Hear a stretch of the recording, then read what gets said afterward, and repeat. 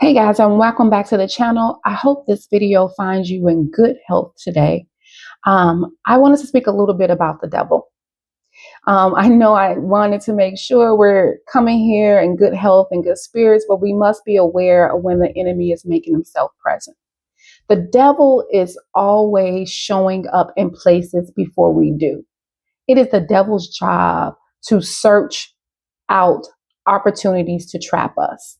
The devil will plant seeds to trap us. Whether the seed is rumors, jealousy, anger, strife, the devil show up to do so. Whether that's work, whether that's the gym, whether that's the grocery store, whether that's church, the devil will make himself known in order to trap us. We have to find ways to assure that we are prepared and equipped with the right tools of how to respond in those situations. In James 15, it says, "For jealousy and selfishness are not God's kind of wisdom. Such things are earthly, unspiritual, and demonic." So when you're in a situation where the devil has made himself present through jealousy and selfishness, know that it's demonic.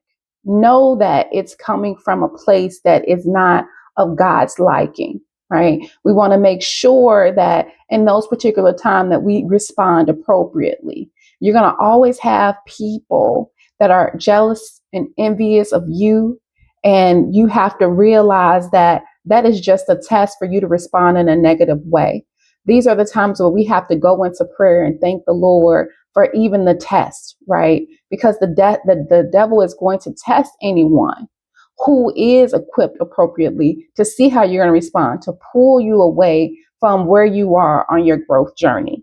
Also, Matthew 13:39 tells us that the devil will plant weeds where there is wheat, right? Weeds only grow and they die, right? And it's going to pull down anything that's around them. So if you have people that are around you that are weeds, you want to make sure you stay as far as away from those people as you possibly can, right? You don't want to give them any energy because they're going to suck the life out of you.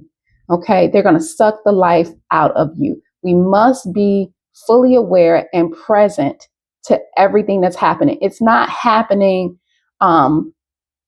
It's happened purposely. First of all, you must understand that everything has an intent for where it wants to pull you away from or lead you to. Do not get trapped. And when I say trap, your trap is how you respond. If you respond in a negative way, you're joining the bandwagon of the drama.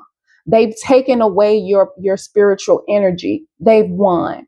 We do not want the enemy to win in our journey. We want to make sure that we're always winning, and we always call on the Lord in order to assist us in our winnings or in these challenges. The devil has already prepared the place.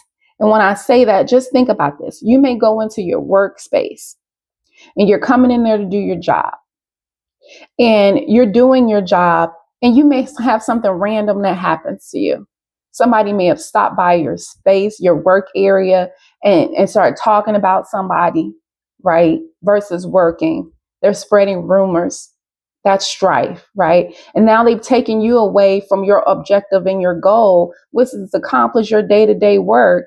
And now you're pulled into this demonic behavior, right? We never want to get caught up in that. We want to be, wherever we are, we want to be focused on the main goal and objective as to why we're there. We don't want to get caught up in and enticed by what the devil is offering us, right? We never want to get caught up in that. We must always understand that the devil is always going to have an opportunity to invest himself in the nearest person that's near us, who is as vulnerable as they can be in their lives. If they have not worked out or are on a spiritual path as you are, they're very vulnerable and susceptible to the devil's intentions. And they're going to pick those up, and the devil is going to lurk them out. The devil is going to entice them with things. He's going to entice them with better situations in their lives, anything for them to sell their soul. And we don't want to be trapped in that. But first, we have to recognize that the devil is present. The devil will always be present, and the devil's going to show up before we do. I had a work experience where one of my colleagues, she would always have her Bible.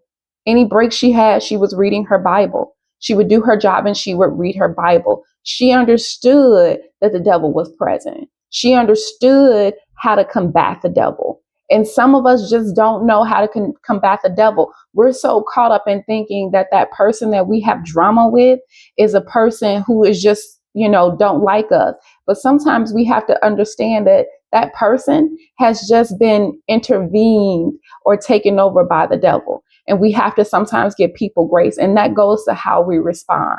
The devil wants us to respond in a negative way. We're not going to do that. We're going to recognize what's in front of us.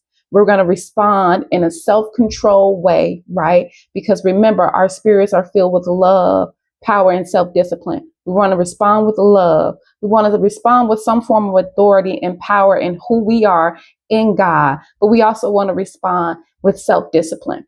But recognize, in order for you to do so, before you leave home and on your way to your destination, we should always be praying and asking God to put the shield of armor on us in order to combat the devil.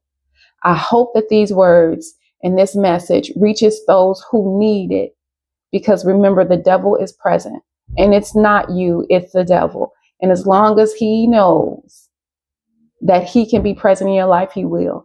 Let's uproot the devil and let's live an abundant, loving, joyful life. Be blessed.